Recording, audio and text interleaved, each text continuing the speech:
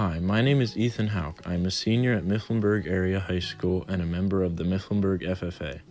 This is my second project for the FFA Tractor Restoration Competition.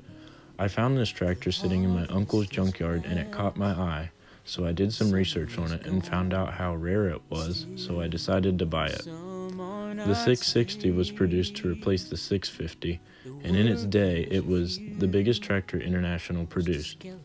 The 660 was produced from 1959 to 1963, and in that time, 6,945 were made. Most of them were diesel-powered, and only 104 of them were gas-powered.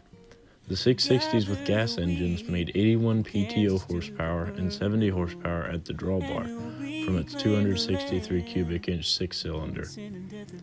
The 660 that I have also came with special options such as a torque amplifier, an adjustable front axle, power steering, and 23.1 by 26 inch rear tires.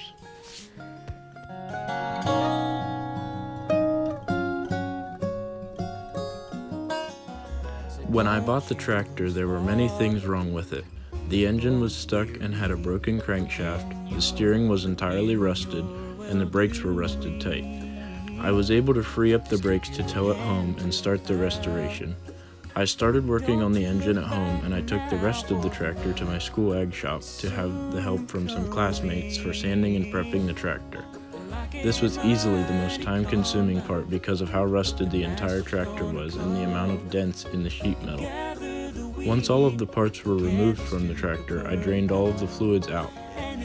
Every single reservoir in the tractor was about half full of water, and I even found 2 broken bolts in the rear end.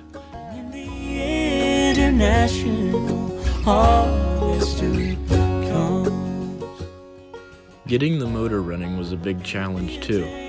The motor that was in the tractor not only had a broken crankshaft and was rusted tight, but it was not the right motor for the tractor.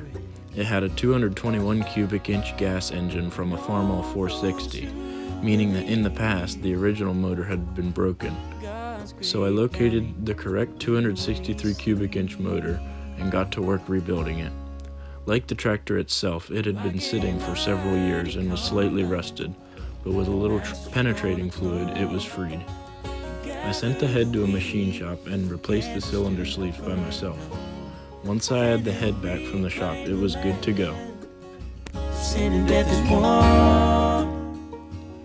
After the entire tractor had been prepped, I replaced all of the old leaking oil seals with brand new ones.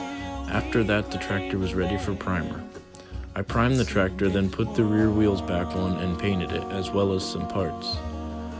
Then the assembly process could finally begin. Some classmates helped prep some more parts while I worked on putting things back together.